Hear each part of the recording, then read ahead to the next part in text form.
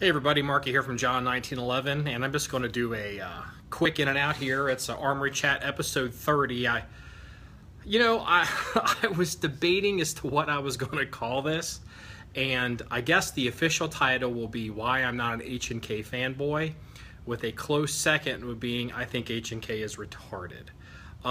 Now, before everybody hits my my inbox and wants to put a fatwa out on me, let me go ahead and give you some background as to why I think that. And it's not really their design, it's more of their business decisions that I have a problem with. So, what happens is, we have some H&K guns around here in the Armory, and we occasionally post them up, and we do things. This is a PTR 91. This is my truck gun. 308 roller lock gun. It makes a great truck gun because it's not as finicky to low maintenance.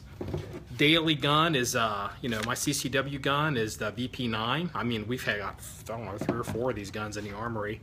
I personally think the VP9 is, I know this is a little controversial, I think the VP9 is probably the best striker fired gun on the market right now. And that's major kudos to H&K. But what ends up happening is guys will roll in, H&K guys, they'll roll into our page or our website or our blog or our videos, and very quickly it'll start to turn into this kind of like this H&K fanboy thing. And my problem with H&K is I don't subscribe to the whole, this meme that people are like, I don't know, was it we're H&K and you suck and we hate you or whatever that is?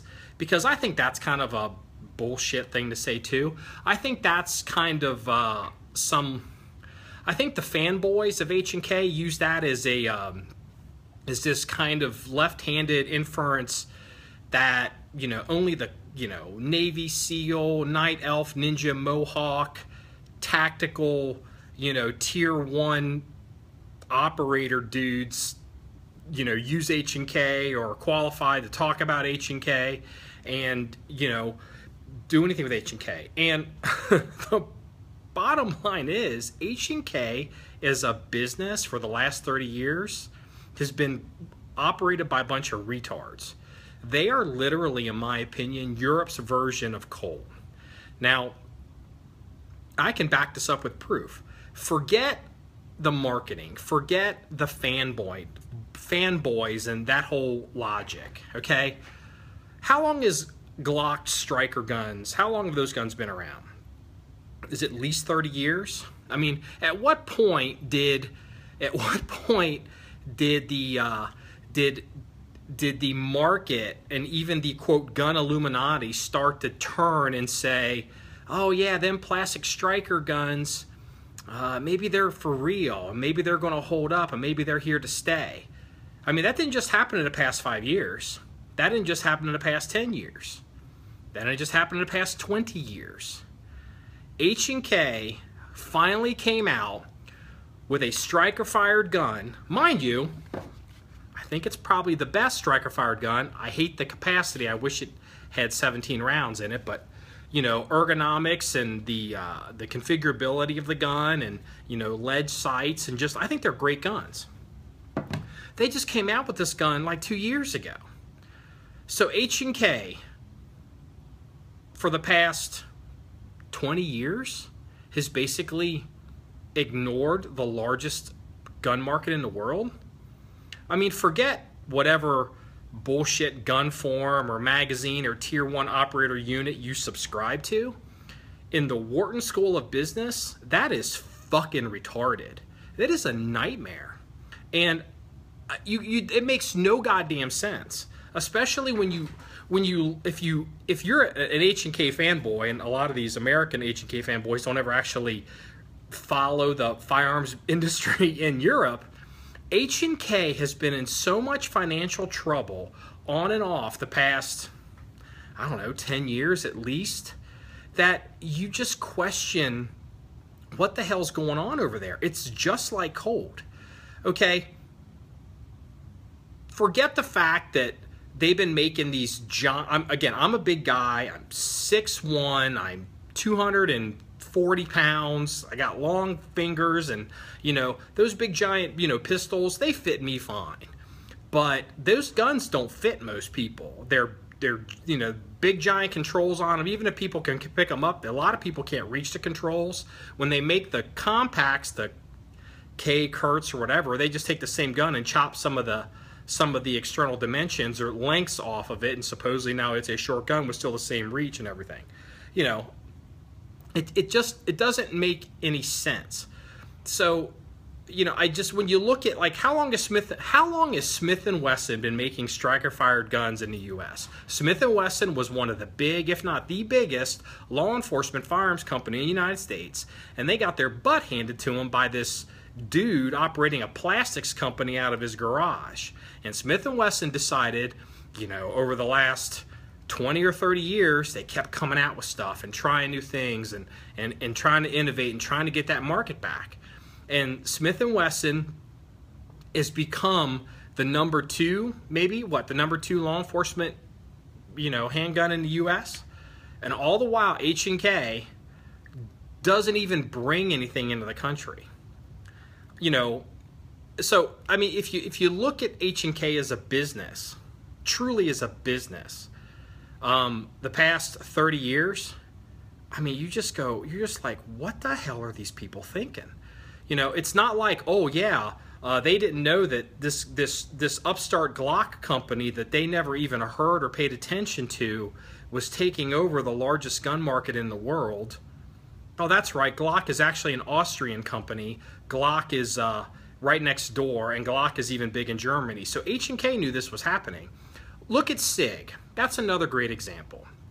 Look at a company like Sig Sauer, where you got Sig Sauer, Sig USA. Again, I'll put this in business terms. If you were to think objectively about SIG and how they've kind of changed how they operate, you'll see people talk about West German-made SIGs or German-made SIGs or Swiss, Sig Sauer or whatever, then Sig USA. If you look at SIG objectively, it would not be unreasonable to observe that they've probably, quote, inverted themselves, did a corporate inversion as a company. Where does SIG can be, you can call SIG a European company all day, but the truth is SIG is an American company. All of the money SIG makes, I would postulate, I haven't researched this, but I would postulate they make it in the U.S. And they're always coming out with stuff. Yeah, some of their stuff was schlocky, some of that stuff was, like those little itty bitty, little itty bitty pocket 380, 1911 case color hardened crazy guns. I don't have any use for those. But SIG is, SIG is a European company, and SIG has been trying to compete in the U.S. market for many, many, many years. What's HK done? Look, when is the last time HK brought rifles into the country? When was the last time H&K brought rifle pistols into the country? Okay, think about this. I made a list just off the top of my head with actually no real research. FN brings in SCAR 16s and SCAR 17s in the country. They've been doing it for years. They're stupid expensive, but they're here. We all had to wait, 30 years for the Brand 805 to come into the country? No. The Brand 805, I mean, that gun showed up here as a pistol, bam, right away, and it's on the market. And then the rifles are here. Companies like B&T, all these companies that are trying. Look at the, because the Israeli Tavor, and then there's the X95 Tavor. I have no experience with those Tavors, but that is not like some big giant, behemoth company that is a worldwide powerhouse monster arms business that, I mean, they do sell a little bit overseas because I've seen it, but it's because they wanted to bring the guns into the U.S. And you got a company like H&K. They've had continual financial problems in Germany. Forget the whole G36 debacle with the Army and the Bundeswehr and all that kind of stuff. Look at why doesn't H&K bring, why does PTR exist in the U.S.? Why does Zenith bring in country? Why does Zenith bring in H&K roller style guns into the U.S. and sell them? Why does Century make parts, make roller style rifles from parts kits and sell them in the country. Because H&K has abdicated, they've surrendered the U.S. market for all these years, and it's insanity to me. You know, we have guys roll in, and you know they'll want to make a point about, well, you know, the G36 is the parent to all of, you know, all this stuff. Great, show me yours. Unless you bought one from Tommy Bill Tactical or you've got a post dealer sample, you don't have one. So they're not here. So what's the point? Look, it's not all doom and gloom for H&K. I have heard that the VP9s, the VP guns, were designed with input from American shooters. Maybe that's a bias that I want to believe is true, because I think these guns are very well thought out, and you know, everyone wants to take credit for, you know, the best things. You know, the success has lots of fathers. I mean, I don't know if that's true or not, but this is a hell of a gun. I've heard that H&K is setting up a factory in Columbus, or they're setting up some kind of facility in Columbus, Georgia. Are they down there because they want to be close to the 75th Ranger Regiment in SOCOM, and they just want to sell stuff to the military? Or is H&K going to get off their ass and maybe try to be competitive in the U.S. market, you know, and maybe bring in guns people want, bring in some G36 semi-automatic rifles, or even, you know, they'd sell a ton. They would sell a ton of their roller delayed, you know, guns if they were true H&K guns. You know, I mean, FN brought in the toilet seat FS2000 gun. That was, I mean, this is not hard to do. And so when I look at a company like H&K, and you know, I look at how they do business, and then I know what they're going through over in Europe.